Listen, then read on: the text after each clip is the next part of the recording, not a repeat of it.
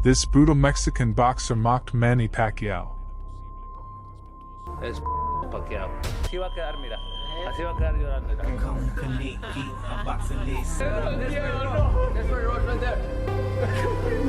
But he paid in blood for every word he said.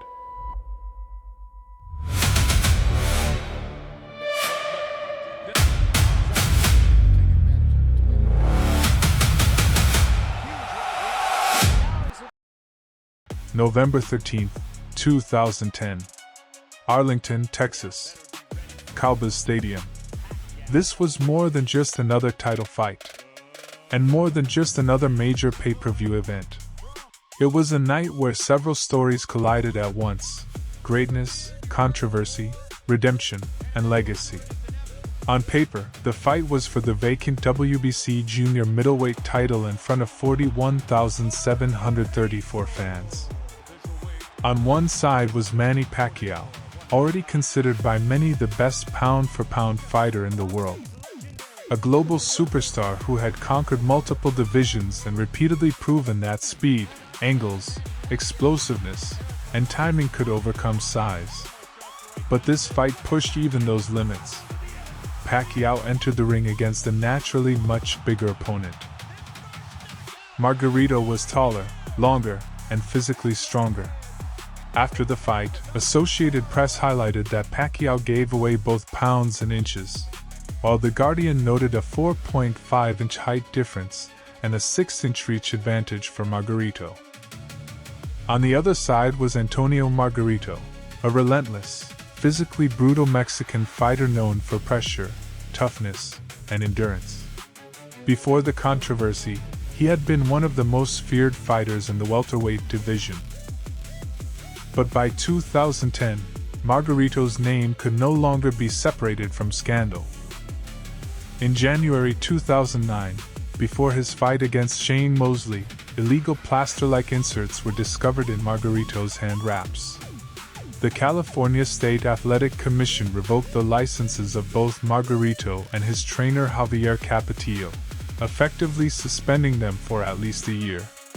Even though Margarito denied knowing about the inserts and Capetillo took responsibility, the damage to Margarito's reputation was enormous. From that moment on, many fans no longer viewed him simply as a dangerous fighter. They viewed him as a boxer surrounded by suspicion. That is why, when the Pacquiao fight was announced, many people were not debating who would win. They were debating whether Margarito even deserved an opportunity this big. And that created the unique tension around this fight. This was not built on personal hatred or trash talk. The controversy came from Margarito's very presence in the event. For many fans, he represented one of boxing's darkest controversies. But he was still dangerous, still huge, still relentless, still physically capable of giving Pacquiao an exhausting and brutal fight. For Manny Pacquiao, it was a chance to win a world title in an 8th weight division and make history once again. For Antonio Margarito, it was a chance to rebuild a reputation that had been shattered by scandal. Round 1. The opening round quickly set the tone for the entire night. Pacquiao wasted no time feeling things out and immediately started firing fast combinations straight down the middle, showing from the very beginning that the size difference was not going to intimidate him for even a second. Margarito tried to establish the jab, tried to claim space in front of him, but the key difference was already obvious. He was the bigger body, while Pacquiao was faster in every other way. Associated Press and ESPN both noted that Pacquiao set the tone early with explosive attacks, and most round-by-round reports gave him the opening round clearly.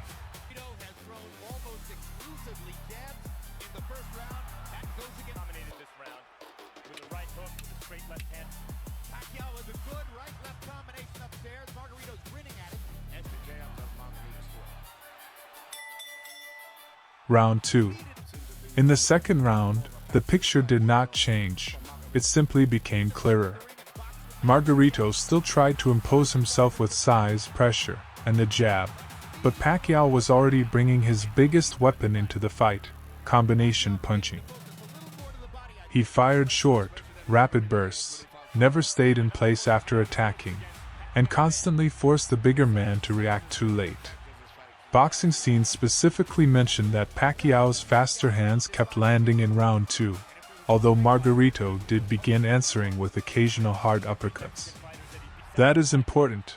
Margarito was not passive, but he still could not force the fight into his rhythm.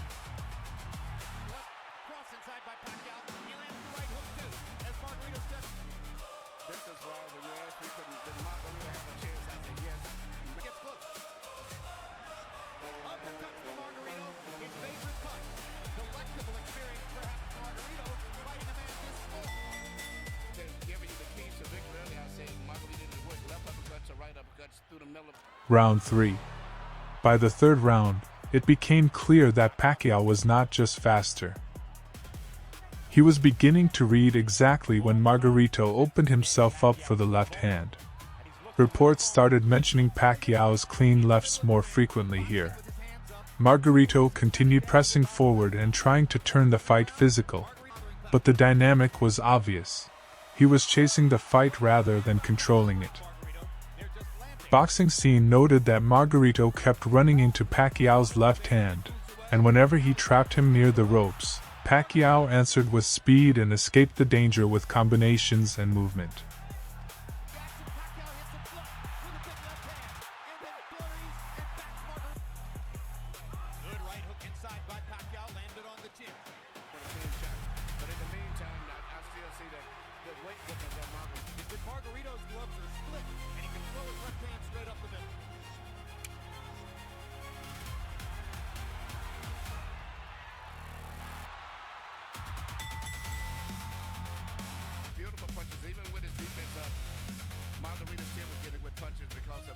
Round 4. The fourth round became one of the first truly brutal stretches for Margarito. This was where Pacquiao stopped simply winning exchanges and started landing shots that visibly changed his opponent's face. Boxing Scene wrote that Pacquiao began throwing hard punches with both hands, breaking Margarito down, opening damage under his eye, and making his nose bleed. ESPN and Associated Press also noted that Pacquiao was already swelling Margarito's right eye in the early and middle rounds. This was the point where the fight stopped looking like simple control and started becoming a systematic dismantling through speed and precision.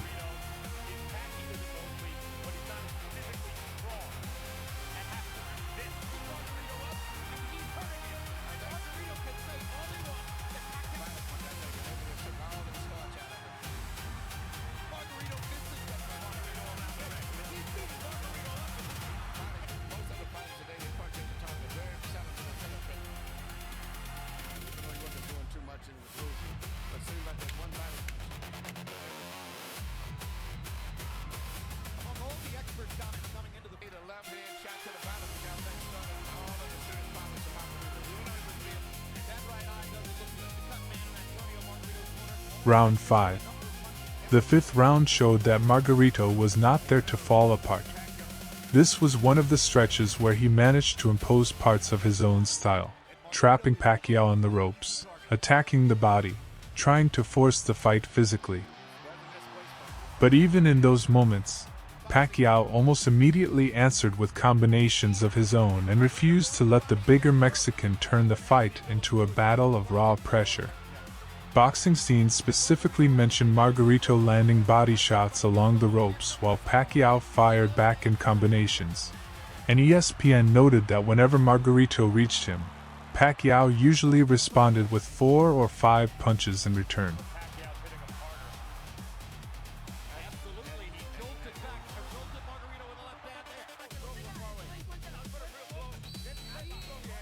Round 6. The sixth round was one of Margarito's best in terms of pressure, but even here the story of the night stayed the same. Los Angeles Times described Margarito unleashing some of his best offense, pushing forward and getting the crowd roaring while trapping Pacquiao near the ropes and attacking the body.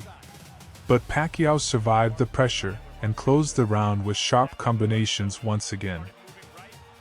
This was a very important stretch of the fight because it proved that Margarito was not hopeless.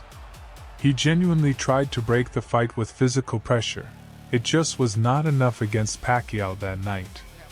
Pacquiao himself admitted afterward that he felt the danger of Margarito's punches to both the head and body during the middle rounds.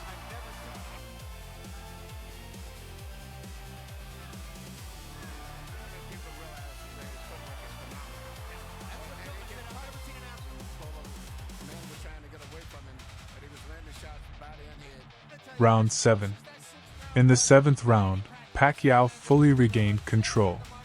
Boxing Scene noted that he was essentially boxing circles around Margarito, and the two even exchanged at the end of the round.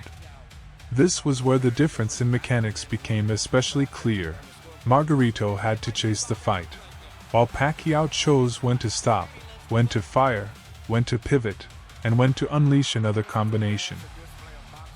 And as the fight went on, Margarito's larger frame struggled more and more against Pacquiao's smaller but much faster movements. Round 8. The 8th round again gave Margarito a few moments where he trapped Pacquiao on the ropes and tried to land heavy shots. But the same pattern repeated itself. The Filipino not only escaped, but answered back with hard punches from both hands. Boxing Scene wrote that Margarito again caught Pacquiao near the ropes, only for Pacquiao to drive him back with strong counters from both hands. By this point, it was already clear that this fight was being won by far more than just points. Margarito's face was carrying the evidence of that difference more with every round. Round 9. In the 9th round, the pace slowed slightly, but not because Pacquiao gave away control. On the contrary, Los Angeles Times reported that while the action slowed, Pacquiao remained far more active, still strong on his legs and full of energy, while Margarito's right eye was nearly swollen shut. Boxing Scene also noted that Pacquiao may have looked a bit more tired, but still landed heavy hooks in the final minute. This was no longer a round built on suspense. It was a round built on accumulated dominance. One fighter was still landing clean. The other was carrying the full damage of the beating. Round 10. The 10th round was already a nearly complete picture of how the night would end.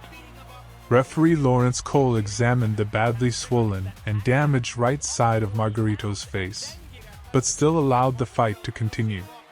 Los Angeles Times wrote that after one combination, Pacquiao kept adding more and more punches, while commentators described Margarito's face as a mask of blood. Boxing Scene added that near the end of the round, Margarito was badly shaken by a right hook. ESPN and Associated Press also emphasized that by the middle and late stages of the fight, Pacquiao had practically closed Margarito's right eye, while the left eye was beginning to swell badly as well. At this point, the question was no longer who was ahead, it was why the fight had not been stopped yet. Round 11. The 11th round became the emotionally hardest stretch of the fight. This was where Los Angeles Times and ESPN captured one of the most unforgettable details of the entire night.